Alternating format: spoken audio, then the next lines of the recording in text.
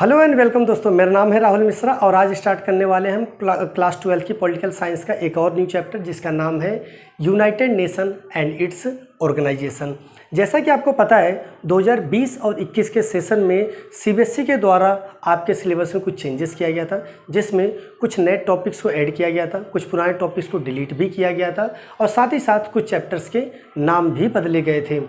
तो उन्हीं में से एक चैप्टर है united nation and its organisation. पहले आप इस चैप्टर को इंटरनेशनल ऑर्गेनाइजेशन के नाम से आप पढ़ते थे, लेकिन आज के समय में इस चैप्टर को सीबीएसई के द्वारा इसमें मतलब कुछ एडिटिंग भी कर दी गई और इसका नाम भी बदल दिया गया है।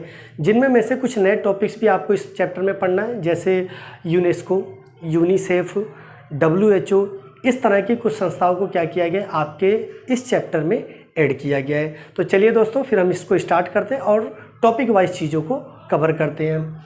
तो इस चैप्टर में जो हमारा अकॉर्डिंग टू एनसीईआरटी जो पहला टॉपिक है वो है वाई इंटरनेशनल ऑर्गेनाइजेशन। आखिरकार क्यों इंटरनेशनल ऑर्गेनाइजेशन की क्या है हमें आवश्यकता है। और सबसे पहले आपको ये समझना पड़ेगा कि जो इंटरनेशनल जो ऑर्गेनाइजेशन है वो आम तौर पे किसी एक पर्टिकुलर नेशन के लिए काम नहीं करती, ये ऑल ओवर वर्ल्ड के लिए काम करती है। यानी दुनिया में जितने भी देशेस हैं उन सभी देशों के लिए क्या करती है, वर्क करती है।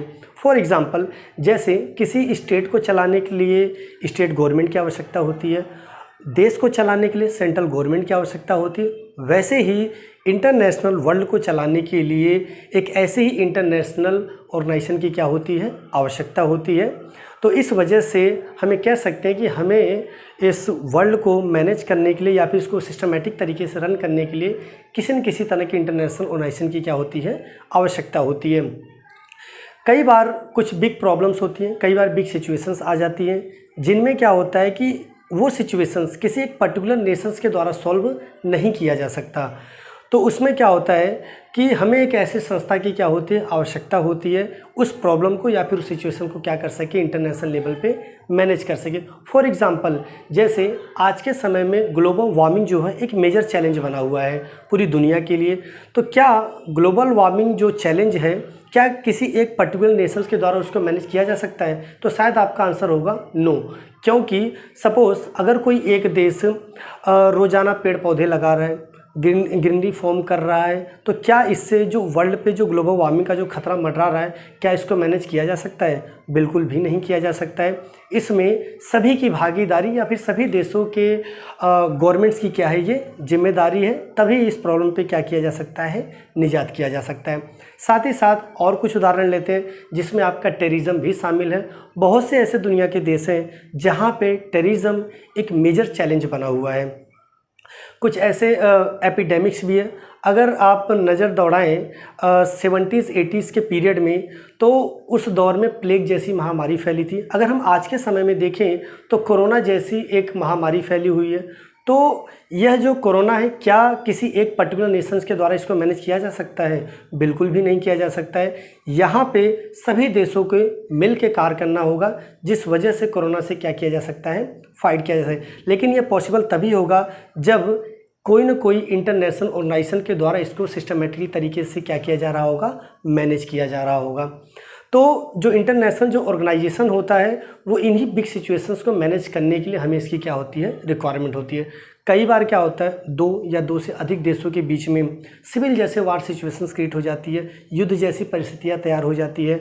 तो उन देशों में पीस एंड कोऑपरेशन को बनाए रखने के लिए या फिर उसको डेवलप करने के लिए हमें इस तरह की संस्थाओं की क्या होती है, आवश्यकता होती है, जिससे कि उन देशों के जो भी कन्फ्लिक्ट्स हैं, जो भी कंट्रोवर्सीज़ हैं, उन सभी को क्या किया जा सके, सॉल्व किया जा सके। तो आई होप आपको ये चीज़ क्लियर हो गया कि आखिरकार हमें क्यों इंटरनेशनल ऑर्गेनाइजेशन की क्या होती है, आवश्यकता होती है।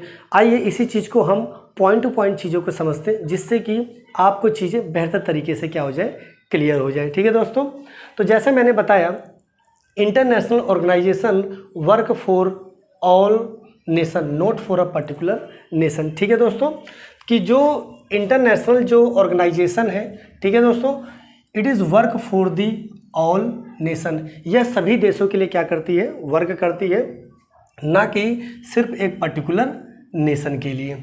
ठीक है, साथ ही साथ इसलिए भी इसकी हमें आवश्यकता होती है, क्योंकि many times situations are big that one country can not deal with it. कई बार सिचुएशंस बहुत ज़्यादा क्या हो जाती है, घातक हो जाती है, जिससे हमें कह सकते हैं कि यह किसी एक पर्टिकुलर नेशन की बस की बात नहीं है। For example such as global warming, epidemic like corona, plague, terrorism. तो इस तरह की जो प्रॉब्लम जब अराइज हो जाती है तो इन सभी को मैनेज करने के लिए हमें इंटरनेशनल ऑर्गेनाइजेशन की क्या होती है, आवश्यकता होती है। और इंटरनेशनल ऑर्गेनाइजेशन में क्या करता है, काफ़ी ज़्यादा हेल्प करता है, जिससे कि सिचुएशंस को काफ़ी ज़्यादा क्या किया जा सके, मैनेज किया जा सके। दूसरा, international organisation helps in war and peace and it also solve the conflicts among the different countries. साथ ही साथ जो भी इंटरनेशनल लेवल पे जो भी कन्फ्लिक्ट्स होता है, जो भी विवाद होता है, उनको भी सॉल्व करने का काम कौन करता है, आपका इंटरनेशनल ऑर्गेनाइजेशन करता है। ठीक है, तो हम ये कह सकते हैं कि that's why we need a international organisations. ठीक है दोस्तों, तो आई होप आपको ये चीज़ क्लियर होगा। आमतौर पे आपके पेपर में सीबीएसई के द्वारा करीब करीब 3 to 4 मार्क्स का क्वेश्चन जनरली आपसे क्या कर लिया जाता है, पूछ लिया जाता है। ठीक है, तो अगर हम बात कर रहे हैं कि अभी तो ये चीज़ क्लियर हो गया हमारा कि वाई इंटरनेशनल ऑर्गेनाइजेशंस की हमें क्यों ज़रूरत है। अब हम बात करेंगे कि इंटरनेशनल ऑर्गेनाइजेशन में जो सबसे लीडिंग जो ऑर्गेनाइजेशन जो मानी जाती है वो कौन सी मानी जाती है, तो वो मानी जाती है आपकी यूनाइटेड नेशंस। इंटरनेशनल लेवल पे जितनी भी ऑर्गेनाइजेशंस हैं, जितने भी इंस्टीट्यूशंस हैं, चाहे वो डायरेक्टली वो इनडायरेक्टली, वो किसको रिपोर्ट करती हैं, यूनाइटेड नेशंस को ही रिपोर्ट करती हैं। ठीक है, अगर हम इसके बेसिक बायोडाटा के बारे में पूछें, क्योंकि जनरली क्वेश्चन यहाँ से भी आपका बन सकता है। अब जो आपका पेपर हो रहा है वो एमसीक्यू बेसिस के आधार पे भी क्वेश्चंस पूछे जाते हैं, जिसमें बेसिक फैक्ट्स एंड पॉइंट्स आपको पता होना है, जिससे कि आसानी से आप आंसर दे सकें। ठीक है, तो अब हम बात करेंगे यूनाइटेड नेशन के बेसिक नॉलेज के बारे में।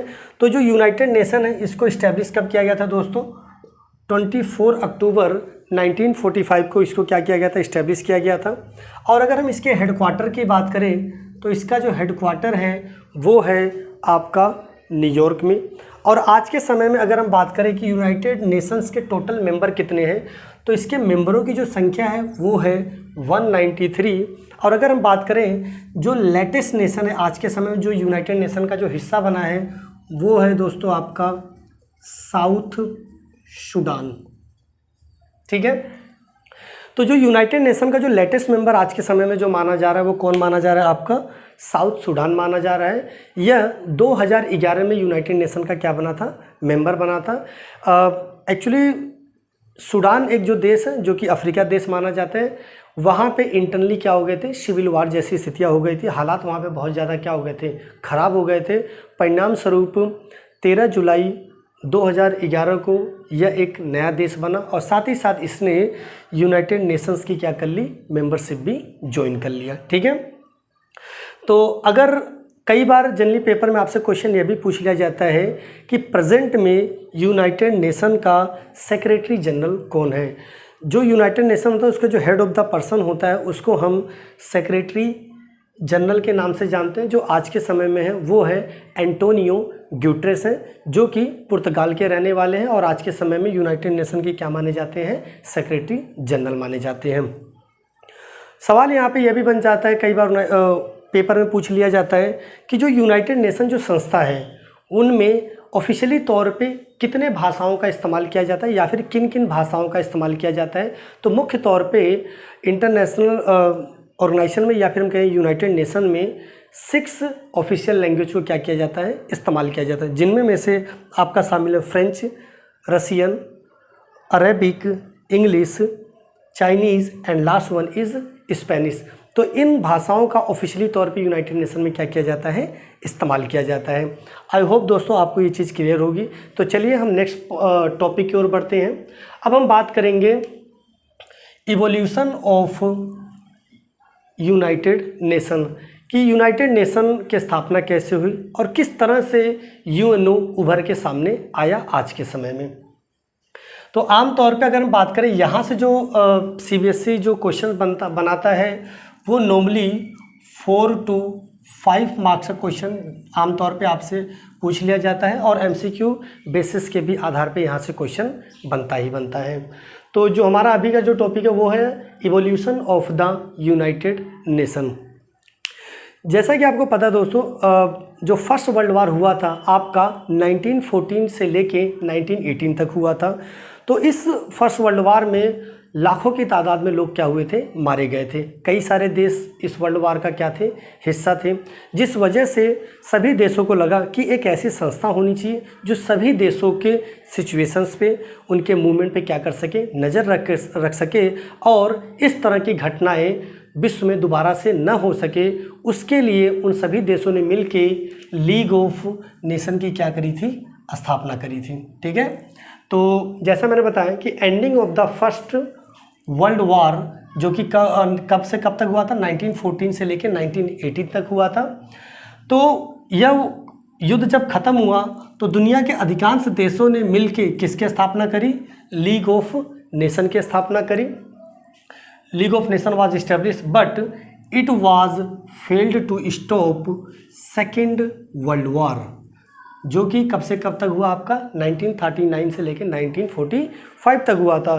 तो जो लीग ऑफ नेशन था दोस्तों वो इस्टेब्लिश किया गया था आपका 1920 में किया गया था और इसका सिर्फ और सिर्फ यही पर्पस था कि सभी देशों की एक्टिविटीज़ पे, उनके मूवमेंट्स पे क्या करना था, नज़र रखना था और सिस्टमेटिकली तरीके से वर्ल्ड लेवल पे सभी देशों में पीस एंड कोऑपरेशन को डेवलप करना था।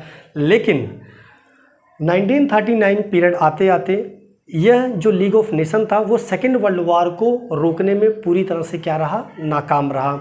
और सेकेंड वर्ल्ड वार का परिणाम हमने देखा कि किस तरह से लाखों की तादाद में, मिलियंस में लोग क्या हुए, इसमें मारे गए और लाखों की तादाद में लोग बहुत ज़्यादा क्या हुए, घायल भी हुए। ठीक है, तो हम ये कह सकते हैं कि जो लीग ऑफ नेशन था वो सेकेंड वर्ल्ड वार को रोक नहीं पाया, जिस वजह से after the ending of second world war league of nation को क्या कर दिया गया, पूरी तरह से अबॉलिश कर दिया गया, यानी ख़त्म कर दिया गया और लीग ऑफ नेशन की जगह एक इंटरनेशनल संस्था बनाई गई जिसका नाम क्या रखा गया, यूनाइटेड नेशन रखा गया।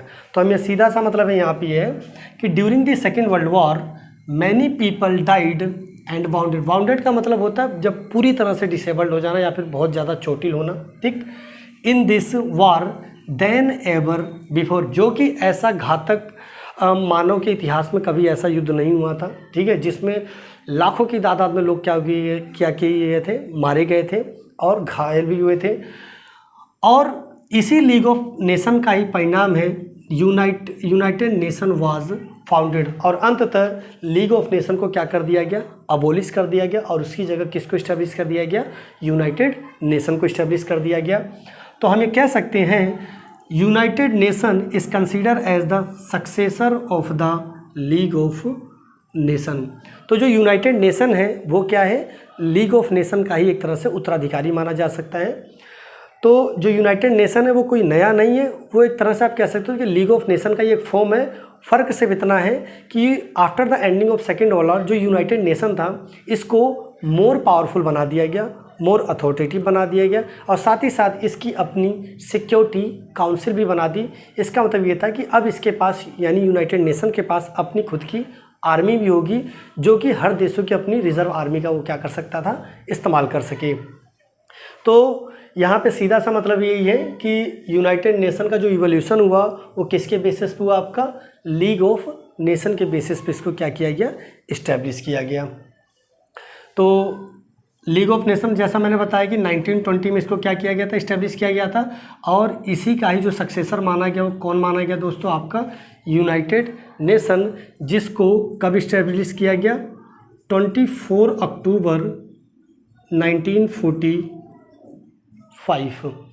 तो इसको क्या किया गया, यहाँ पे इस्टेब्लिश किया गया। अब हम बात करते हैं आखिरकार जो ये यूनाइटेड नेशन है ये करता क्या है या फिर इसका ऑब्जेक्टिव क्या है, उद्देश्य क्या है वर्ल्ड के लिए या फिर अलग अलग नेशंस के लिए। तो जो अगला टॉपिक है वो है आपका यूएन्स यानी यूनाइटेड नेशंस ऑब्जेक्टिव। पहला ऑब्जेक्टिव दोस्तों इसका ये है टू प्रिवेंट इंटरनेशनल कन्फ्लिक्ट्स। जो भी इंटरनेशनल लेवल पे जो भी कन्फ्लिक्ट्स होते हैं दो या दो से अधिक देशों के बीच में, जो भी कंट्रोवर्सीज होती हैं, जो भी विवाद होते हैं, उन सभी को प्रिवेंट करना या फिर उसको कहना सॉल्व करना, जिससे कि मैटर्स को क्या किया जा सके, शांत किया जा सके। ठीक है। अगला जो इसका ऑब्जेक्टिव वो है to maintain cooperation among the states, सभी देशों में एक कोऑपरेशन बनाए रखना, पीस एंड कोऑपरेशन बनाए रखना इंटरनेशनल लेवल पे, यह इसका क्या माना गया है, दूसरा ऑब्जेक्टिव माना गया, या फिर कह सकते हैं कि ये ऐसे कार्य करता है। तीसरी चीज़, अगर इसको लगता है कि किसी देश में वार जैसी स्थिति है या फिर वार जैसी सिचुएशंस क्रिएट हो गई है, उनको मैनेज करने का भी काम करता है। It means if it was found war in any country, अगर इसको लगता है कि किसी देश में क्या चल रही वार जैसी परिस्थितियां हैं या फिर एक भयानक युद्ध हो सकता है, ठीक है, then to overcome the limits of the enemies, तो उनको मैनेज करने का या फिर उनके एनिमीज़ को कम करने का काम भी कौन करता है, आपका यूनाइटेड नेशंस करता है। फॉर एग्जांपल, आपने द एंड ऑफ बाइपोलैरिटी में एक टॉपिक पढ़ा होगा जिसका नाम था अरब स्प्रिंग। तो अरब स्प्रिंग में आपने देखा था कि किस तरह से इराक ने इराक ने कुवैत पे क्या कर दिया था, हमला कर दिया गया था। तो उसमें आपने देखा था कि किस तरह से मतलब डेजर्ट स्टॉर्म यूनाइटेड नेशन ने एक ऑपरेशन चलाया था। उस ऑपरेशन के तहत कुवैत को उसने क्या किया था, इराक से आज़ाद करवाया था। तो इस तरह के जो वर्क होते हैं वो कौन मैनेज करता है, आपका यूनाइटेड नेशन करता है। अगर आपने अरब स्प्रिंग वाला टॉपिक नहीं देखा है तो लिंक डिस्क्रिप्शन में दिया हुआ है, आप वहाँ से जाके देख सकते हैं। और साथ ही साथ द एंड ऑफ बाइपोलैरिटी का सारा कंटेंट वहाँ से आपको सारी चीज़ें मिल जाएंगी। ठीक है दोस्तों, तो ये चीज़ यहाँ पे क्लियर है। अगर उसको लगता है कि किसी देश में वार जैसे सिचुएशंस हो सकते हैं, उनको भी लिमिट या फिर कंट्रोल करने का क्या करता है, वर्क करता है। नेक्स्ट ऑब्जेक्टिव इसका ये है to work in the field of economic and social development of the world. साथ ही साथ जो इसका जो नेक्स्ट ऑब्जेक्टिव है यूनाइटेड नेशन का, इसका ऑब्जेक्टिव ये है कि वर्ल्ड लेवल पे या फिर इंटरनेशनल लेवल पे इन द फील्ड ऑफ इकोनॉमिक यानी अर्थव्यवस्था के क्षेत्र में, इन the field of social welfare समाज कल्याण के क्षेत्र में, यहाँ पे वर्ल्ड लेवल पे डेवलपमेंट का भी काम कौन करता है, आपका यूनाइटेड करता है। इसकी अपनी अलग अलग एजेंसीज है, जैसे WHO, यूनेस्को, WTO, यूनिसेफ, ये जो संस्थाएं हैं वो अलग अलग क्षेत्र में क्या करती हैं, इंटरनेशनल लेवल पे विकास और डेवलपमेंट को लेके क्या करती है, वर्क करती है। इनमें आपका एजुकेशन भी शामिल है। इसमें एक तरह से कह सकते हैं कि फूड कोऑपरेशन से रिलेटेड भी चीज़ें शामिल है, लोगों के हेल्थ से रिलेटेड भी चीज़ें शामिल है, जो कि इंटरनेशनल लेवल पे डेवलपमेंट का काम करता है आपका यूनाइटेड नेशन। इसका जो लास्ट ऑब्जेक्टिव है वो है दोस्तों to provide help in the epidemic and any crisis in the world. महामारी के दौर में या फिर इमरजेंसी सिचुएशंस के दौर में अलग अलग देशों को हेल्प प्रोवाइड करना, असिस्टेंस प्रोवाइड करना in the form of cash और in the form of consider other than cash. तो अलग अलग फॉर्म में क्या करना, मैनेज करना। उदाहरण के तौर पे जैसे अगर हम बात करें, आपने हाल ही में देखा होगा कोरोना के समय में किस तरह से WHO यूनाइटेड नेशन की ही एक मतलब एजेंसीज है जो उस पर क्या करती है, इंटरनेशनल लेवल पे काम करती है। तो उसने किस तरह से यूनाइटेड नेशन ने क्या किया था, अलग अलग देशों में वैक्सीन्स के माध्यम से या फिर फंडिंग के माध्यम से वहाँ पे सिचुएशंस को मैनेज करने के लिए यूनाइटेड नेशन ने क्या किया, काम किया। तो कोई भी सिचुएशन, हेल्प इन एपिडेमिक या फिर किसी भी क्राइसिस की सिचुएशन में यूनाइटेड नेशन क्या करता है, वर्क करता है। आई होप दोस्तों ये आपको क्लियर हो गया होगा what are the objectives of united nation. तो इस वीडियो में बस इतना ही, और नेक्स्ट पार्ट में हम कवर करने की कोशिश करेंगे जो यूनाइटेड नेशंस के basic principles as well as its agencies के बारे में हम वहाँ पे कवर करेंगे। तो प्लीज़ दोस्तों आप इसको लाइक कीजिए, सब्सक्राइब कीजिए, और हो सके तो अपने दोस्तों के साथ भी इसको क्या कीजिए, शेयर कीजिए। तो आज के लिए बस इतना ही दोस्तों।